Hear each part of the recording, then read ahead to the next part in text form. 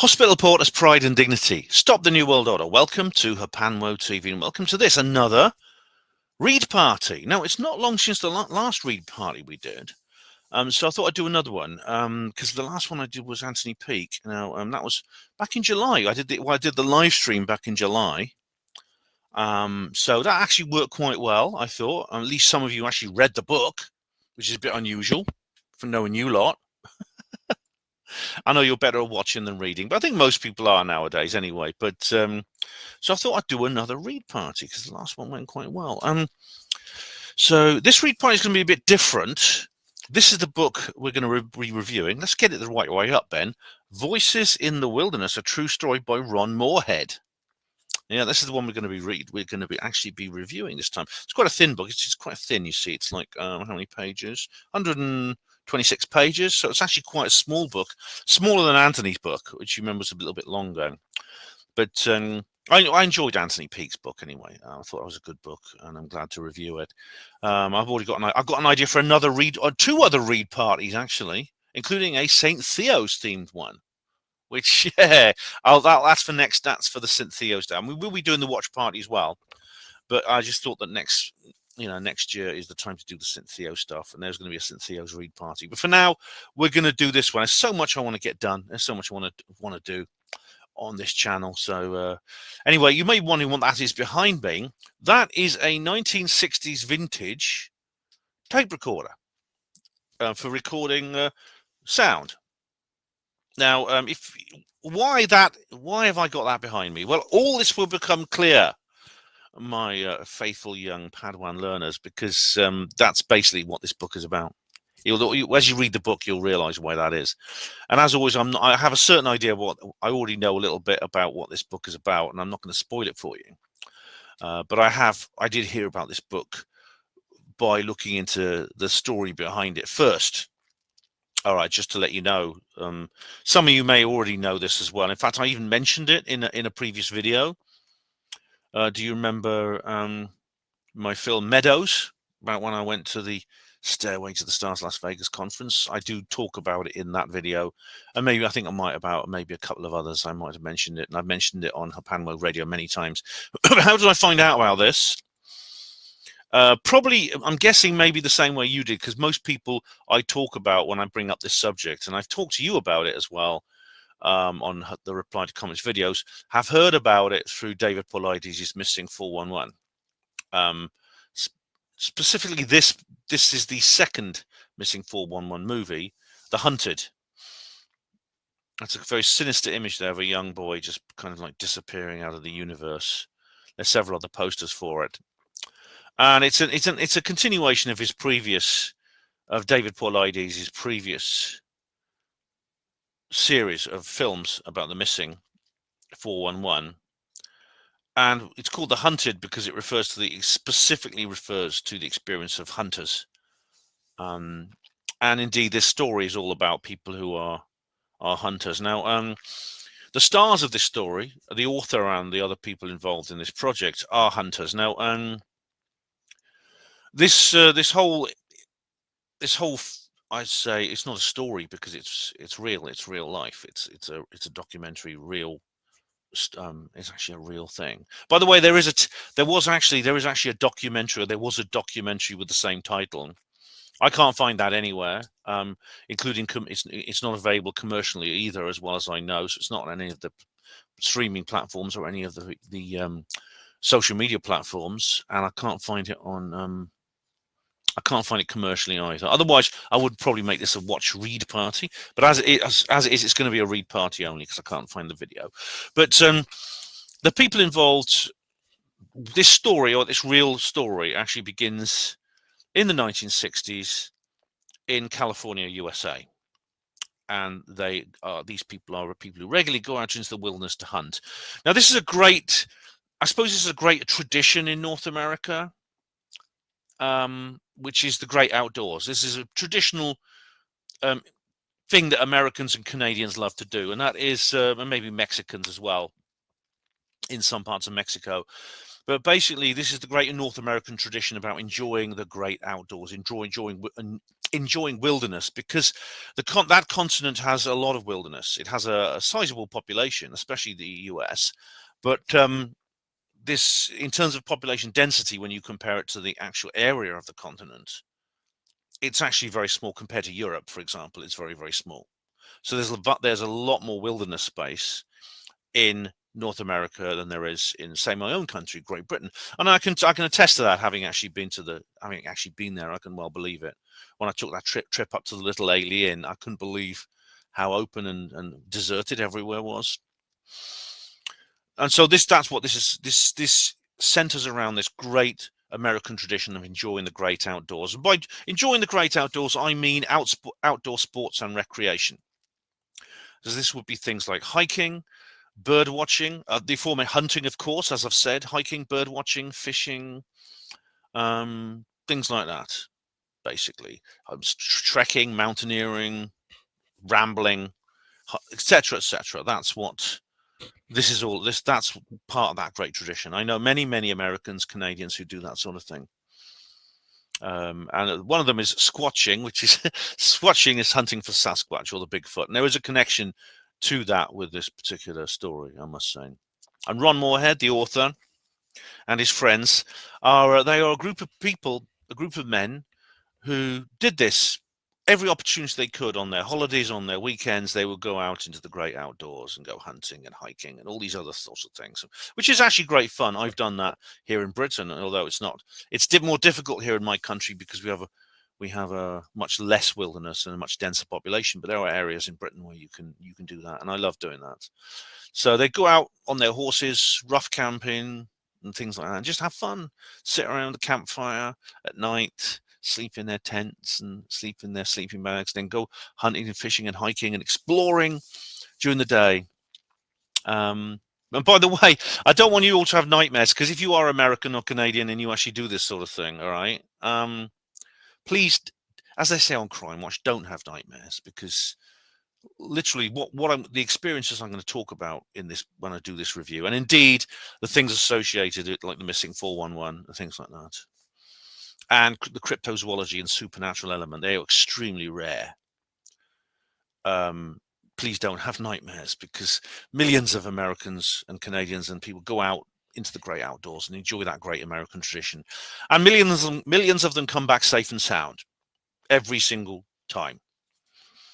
And those who don't, they're far more likely to suffer the fate as a result, injuries and deaths as a result of falling, getting lost, freezing, getting lost and dying of cold and things like that, having accidents while skiing and things like that in winter, being attacked by predators like mountain lions, cougars, bears, things like that.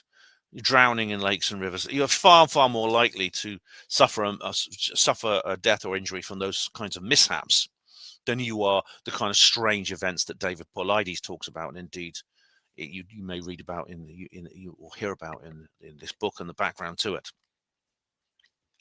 So yes, go out, enjoy yourself, guys. Please just have fun with it and things like that. So this is a pretty amazing. First of all, this is. I do admire the cover, the artwork on the cover. I'll show you the front and then I'll show you the back. There you go. Get a green screen, Ben, I know. But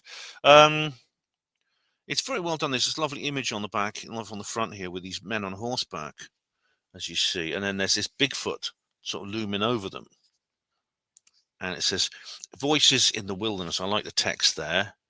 A True Story by Ron Morehead. And it says here, author and producer of the Bigfoot Recordings, Volumes 1 and 2. We're going to have a look. We're actually going to have a look at the... We're going to have a look at the author's website in a minute.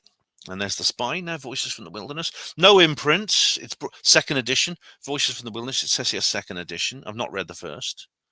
But there's no imprint, right? And the reason is because it's self-published. And I know that can be a bit of a stigma, but, my own books are self-published, technically. Roswell Rising, A Novel of Disclosure, available all good bookshops now, priced £10. A little bit cheaper than this one. This one's £13. I'm only kidding. I'm only kidding, Ron. If you're watching, I'm only kidding. But, book prices, and it's no guarantee. I don't think £13 is overpriced at all. But it's a self-published book. and the author's website, www.bigfootsounds.com, we're going to go into. But there's the blurb there. I'm just going to go through the blurb here. And it's the title, Voices in the Wilderness, and there's a picture of Ron there. There's a picture at the end title scene of Ron as well. By the way, there is a quote on the front cover, which is very interesting, by R. Scott Nelson, a cryptolinguist. That's quite an interesting job title, isn't it? Cryptolinguist. Crypto meaning secret or hidden, and linguist to do with language. And it says here, we have verified that these creatures use language. In other words, that the Bigfoot is able to speak. This is considered something unique to humans, and some people say whales, dolphins, and creatures like that might do as well. I've done an entire video on that. Dolphins, replies Stephen Molyneux. But also some people claim elephants also have a spoken language. But anyway, it says here, this is the blurb. Stretching across the beautiful and picturesque Pacific Northwest lies the Sierra Nevada mountain range. And that is picturesque, because I've seen some photographs of this location, and I've seen it in Paulides' movie as well, and it is a beautiful location. I'd love to go there. A vast wilderness area that supports an abundance of wildlife. It also supports an enigmatic creature known as Bigfoot. This book was written by a man who has first-hand, close-up, and unparalleled familiarity with these creatures. With data time-tested by science, it provides an exclusive look into the nature of these mysterious giants who stealthily roam the backwoods of America. Hear actual documented vocal exchanges between these creatures and the author, captured live at a remote camp in the high mountains of California. Now it gets interesting here, because you can probably see, I'm able to show you this bit here at the end of the first paragraph. All right, there's been some editing done to this. It's quite crude editing, actually, which was obviously done like post origination, and because it said CD included brackets, because originally there was a CD, and it's crossed out, and it says instead here, download link for sounds included. Probably if they bring out another run of these books, you'll just say that download link for sounds included. That's interesting, actually, they've got a download link. I'll say more about that in a minute. The author begins his story in 1971, believing he may have encountered some kind of monster, but ends up experiencing much more than he ever could have imagined. Wow, more than a monster? Now that's pretty alarming, isn't it? More than a monster. In this book, he brings to the reader an electrifying, passionate, and exciting story, which spans his 40 years of trekking into this high country camp to learn more about these creatures. Right, it's more than 40 years now, because this book was published 2013. I'll show you the title page verse in a minute. Because and I'll show you the acknowledgements too, because this was published 2013. It's now actually about it's almost 55 years now. Like humans, he believes that they are self-aware, sentient beings who have reasoning abilities, and possibly much more. But after reading his story and hearing these sounds, you might too. You see, it's interesting that he's saying essentially that Bigfoot is more intelligent and has abilities which we associate with humans, even though they are like they're considered a primate, part of the great apes, which of course we are too. That's interesting. So they're more like humans than apes, right? But you decide, are these bipedal ape-like beings hoaxed? Are they imaginary? Or are they real? Well, you know what I think about that. It's the last one. To this man, the author, and a small group of hunters he was with, there is no question. They are real. And finally, there's a quote at the end here, you can see in a box. And it's by Dr. R. Lynn Curlin, Professor of Electrical Engineering at the University of Wyoming. quote, "If Bigfoot is actually proven to exist, the vocalizations on these tapes may well be of great anthropological value, being a unique observation of Bigfoot in his natural environment." Notice he says anthropological, not zoological. That refers to the difference between the study of humans and the study of Bigfoot, as if we have to maybe consider these creatures hairy humans.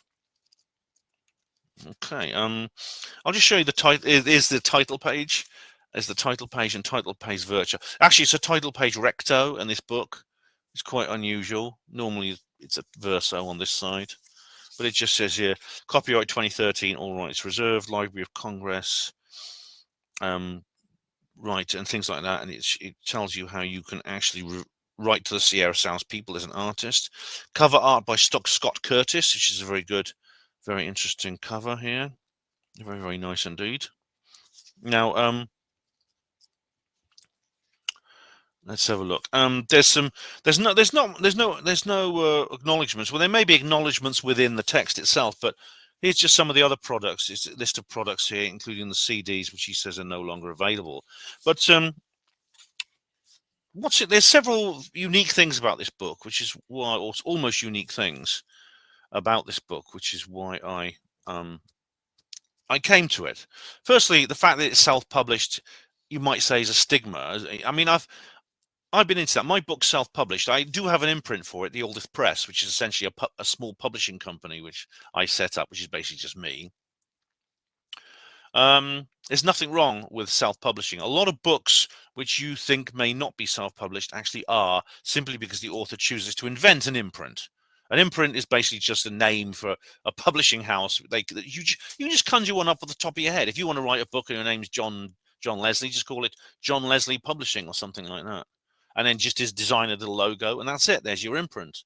You don't have to. There's no rules. I mean, this isn't cheating. Self-publishing. It's often portrayed that way, but it's not. It's also not vanity publishing. Vanity publishing is something different.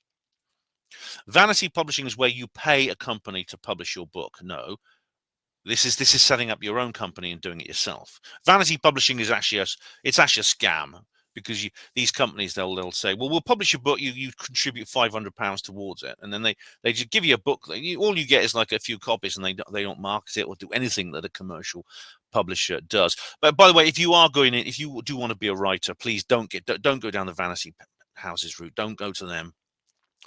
Either self-publish or get a contract with a proper commercial publisher. All right, a reputable name, Penguin, Puffin, whatever, Barnes and Noble, etc. Just get it. Well, that's a bookshop, isn't it?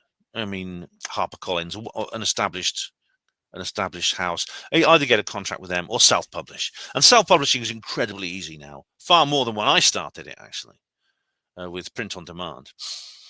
It's extremely cheap and extremely easy.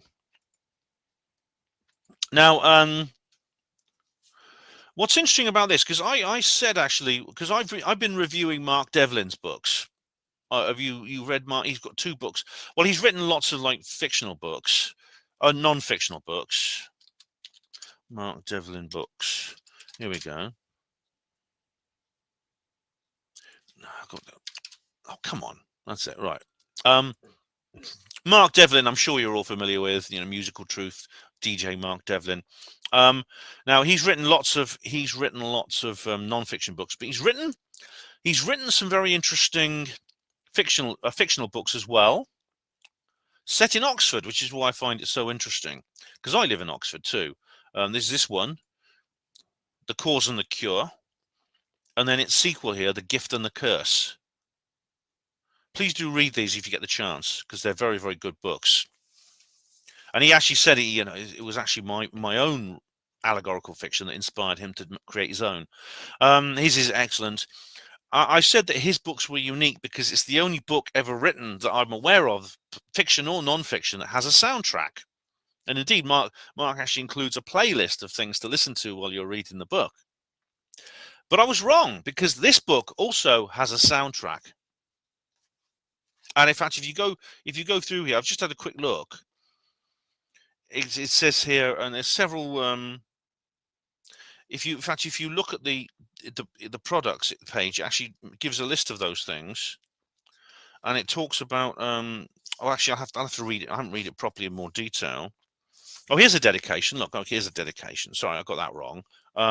Dedication to Al Berry, 1941 to 2012, without whom this book would not have been written. And here is the soundtrack. All right.